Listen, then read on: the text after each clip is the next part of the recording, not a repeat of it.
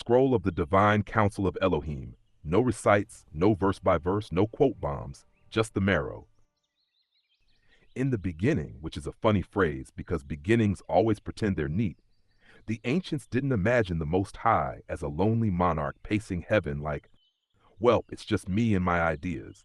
They pictured something older, wilder, and frankly more realistic, a council.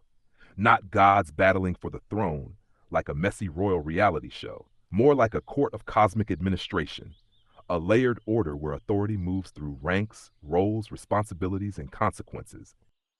Because even divinity, it turns out, has to deal with governance. Creation is not just poetry, it's also logistics, and somebody has to sign the paperwork. So here we open the hidden chamber, the divine council of Elohim, not to worship the room, not to fear it, but to understand why your life sometimes feels like a hearing you didn't schedule. The hall that hums before words. Picture a hall that isn't built from stone, but from law, pattern, and tone. A place where decisions are not shouted, they are weighed. In that hall, Elohim is not merely a single name in a single mood. It's a word used like a crown, like a category, like the ones of authority, depending on context. Humans love turning living concepts into one flat label, then arguing about the label for 2,000 years. Very on brand.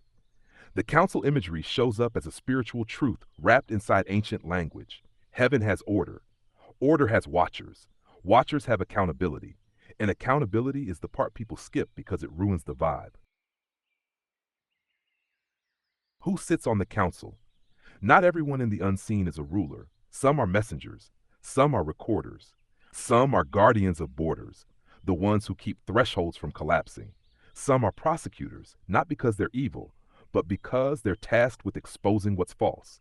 And yes, in the old worldview, there are sons of the Elohim, holy ones, heavenly host, language that points to a reality, a structured spiritual world, not a random mist of vibes.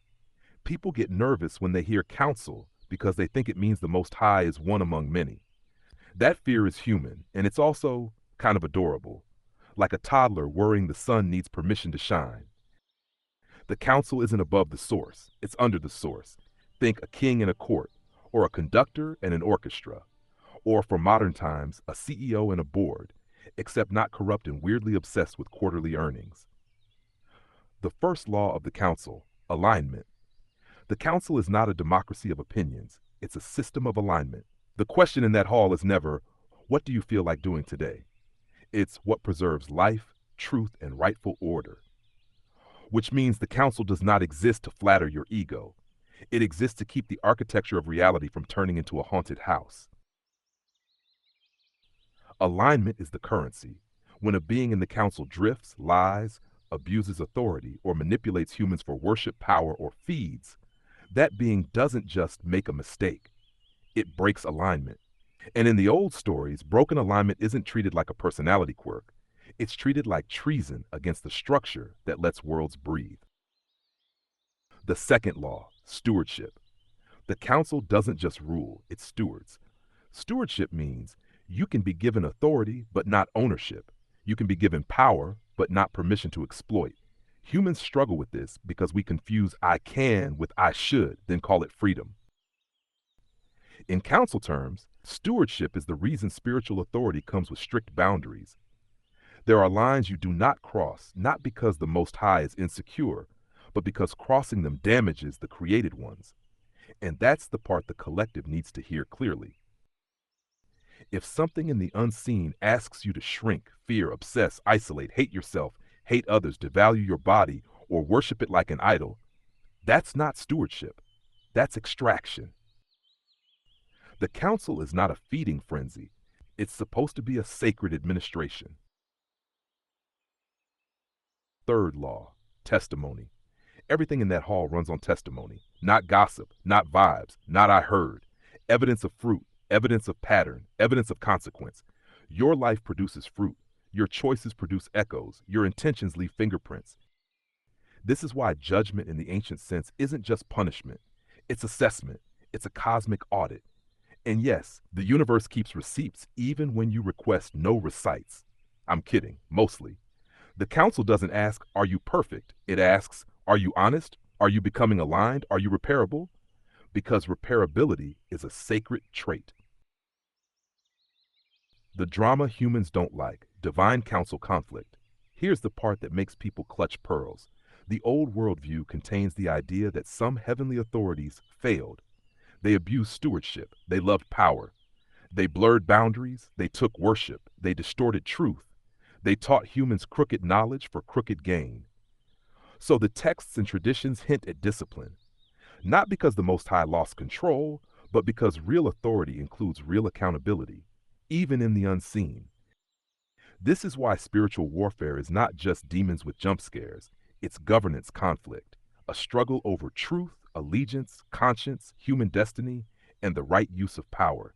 And you, sweet human miracle, are not a pawn. You're a witness with agency. That's why your discernment matters.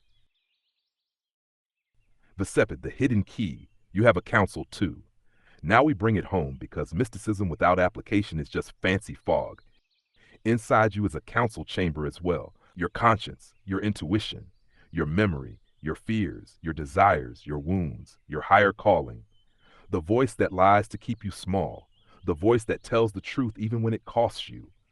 Your inner world is a council, and if you don't seat the right authorities in that room, you will be governed by the loudest unresolved pain. So here's the practice of the divine counsel of Elohim, translated into daily life. 1. Seek truth first, not optimism, not denial, not spiritual bypassing, truth. 2.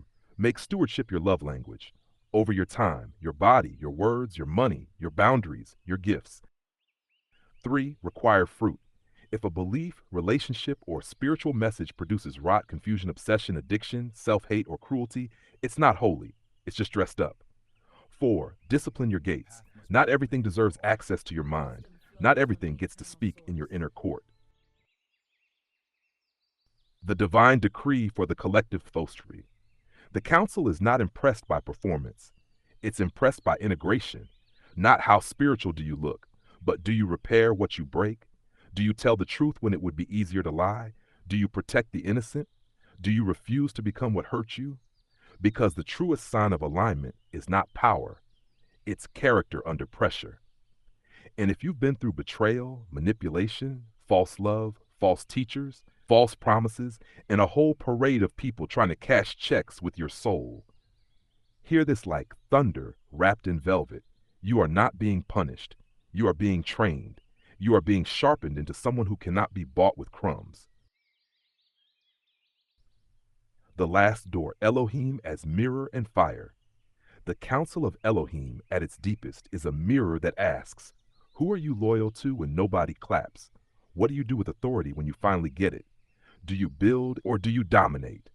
Do you heal or do you harvest? The spiritual world responds to those answers faster than humans like to admit. So walk like someone who knows you are witnessed. Not paranoid, not superstitious, just awake. Because the divine counsel isn't only up there, it echoes through every choice you make down here. May your inner court be purified. May your discernment be ferocious and tender. May your boundaries be holy, not bitter. May you stop negotiating with what dishonors you. May you remember, you were never meant to beg for crumbs at tables you outgrew. And may the only voice you crown as king in your mind be the one that produces truth, peace, courage, and clean power. Until next time, your Sea Star Curacy, channeled by 3611027, the Beautiful Whisperer. Our Sea Star Devalan CO. Apply the news you can use. I swear on the soul of my father, Domingo Montoya, you will reach the top alive. Throw me the robe.